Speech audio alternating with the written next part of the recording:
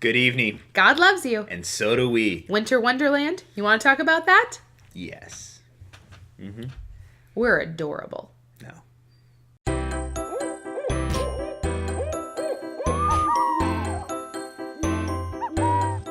Winter Wonderland. You know, I have a lot of stories in my past that deal with snow and deal with fun. And one of the things we want to talk about today is really how much fun we have in the snow and during the winter. And I come from the desert. It doesn't really snow. In fact, the few times I can remember it snowing, class was canceled. We all run outside. And it wasn't even snow. It was like balls of hail falling from the sky. I count it. In San Diego, you count hail as snow. If the ground turns white, that's all that matters. Snow. So, what is one of your stories, one of your memories, something that you really enjoyed that happened in the snow? So I have something that I didn't enjoy. Okay. That it happened in the But it's snow. a good memory. Oh, well, I mean, it's a memory. Yeah. It's a memory. I love snow. I always would go to the snow at least once a year, typically with the youth group to go snowboarding or skiing or doing whatever. And for a while there, I would snowboard every year. And then a group of us girls decided, this year, let's try skiing. Because... Bad idea. Why not? You have two things strapped to your feet. That go this way. This way, that way. It will be fun. No. We were young and dumb. But we decided But for to those who ski over snowboarding, No. we're not saying anything bad. No. I respect You're everyone. talented. I respect everyone, even snowboarders, because it wasn't a pretty sight when I did it either. But anyways, so we decided to do that. And my sister was actually with us, and she had skied a lot, so she was going to teach us. And we're like, great. So we go on the lift, and I don't know about you, but lifts terrify me. I've seen. And I'm really bad at them. When I would snowboard, I would literally scream up to the people and be like, I'm going to fall, to prepare them To hit the brake. stop. To hit the brake. Because Look, she's on the ground. Like, guys, just stop it. So, I like when there's a pile up. One person falls and then it's like they start to get up and they're slow to get up, but the guy thinks they're gonna make it, and then they fall back down. The guy hasn't hit the button yet. This one time, a guy actually just came and picked me up and just carried me out of the way because I'm like, oh, okay, like that works. But anyways, we were on the lift, and we get to the top, and I got off the lift, no falling, like just perfect. And I was like, today's gonna be a good day. Like, I got off the lift. That's good. It was great. It was beautiful. And so we had all decided to go and meet at the top of the bunny slope and get taught how to do it. Okay. Well, we were moving over to the group.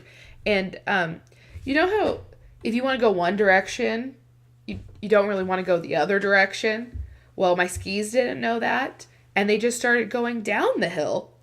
So I am now going down the hill, not remembering. And everyone's like, when I tell this story, they're like, well, pizza and french fries. Well, you know what? When you're flying down a hill, you don't really remember pizza and french fries. French fries to go straight. And if you want to stop, pizza. Oh, okay. I always heard pizza was bad for your knees or something like that.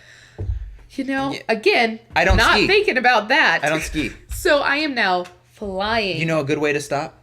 Just falling over? Yeah. Right. So, So let's just remember this. I am flying down this bunny slope. I see a girl I know, and I was like, how do I stop? I'm literally screaming.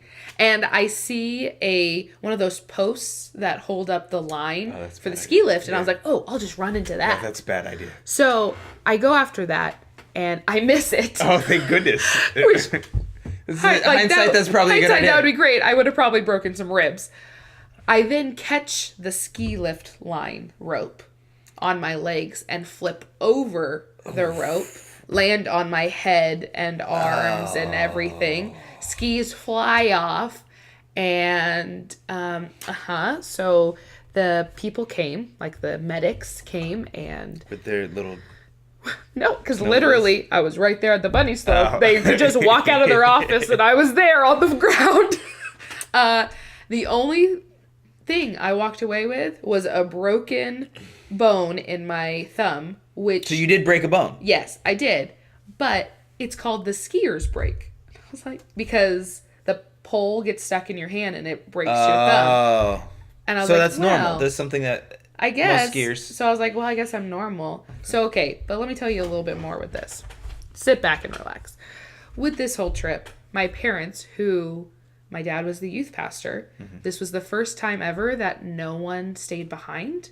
No, every kid was either skiing or snowboarding. So they decided to go out to breakfast. Well, my sister had to radio to my brother and say, Lauren got hurt. So he comes down, and then he has to call my parents, who literally had just sat down for breakfast, and be like, You ruined your their breakfast. daughter is hurt and has to go to the hospital. So I'm sitting there. Did they just say, just take her?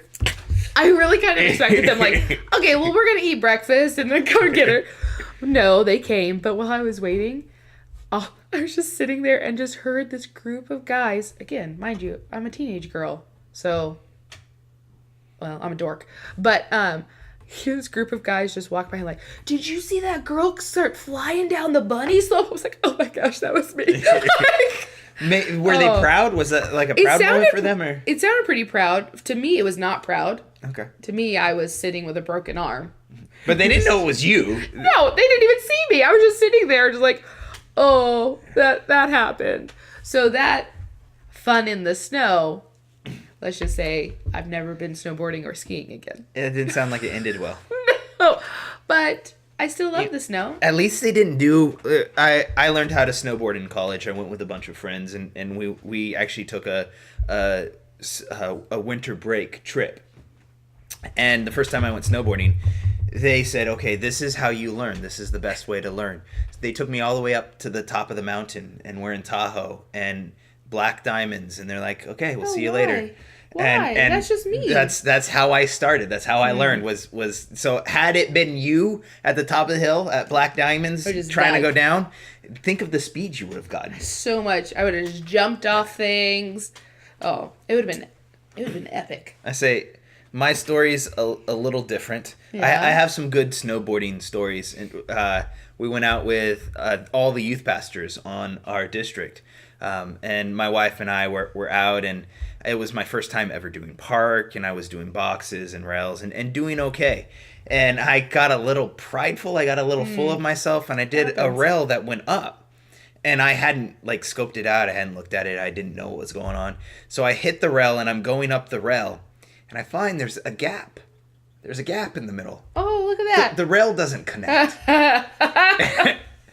And so I try to make that jump to the other rail, and I'm not used to jumping on a rail, and my feet come up and my feet came down. And you know what? I hit the rail. I hit the rail with my back, rolled off, fell down, hit the ground. And it's demoralizing. The guy behind me like snowboards up and goes, "Are you all right? That was a pretty bad fall." It's like, "No, Thanks, bro. I'm fine. I'm just gonna lay here and let the ice do its work." I have a number of bad snowboarding stories, but the story I want to tell is actually me and my wife we're taking a trip. It was our anniversary, and we decided we were just going to go. And our anniversary is actually in the summer. But we were going to go from San Diego up to Tahoe, and we went through some of the mountain ranges. And one of the places we went, there was actually still snow on the ground, snow going all the way up to the water. We did some cliff jumping. We had a lot of fun. It was a lot of fun.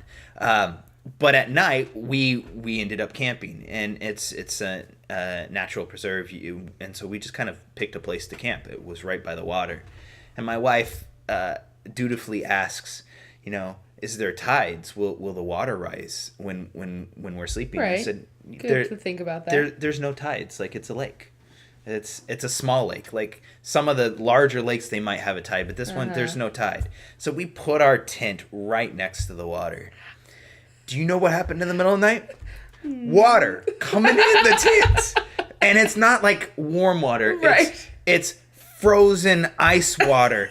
And I'm getting out, and I'm trying to drag the tent and everything out of the water, and it was just brutal. And I'm standing out there in shorts and no shoes, no shirt, and it's freezing, and I'm in water, and my sleeping bag's rated for indoor.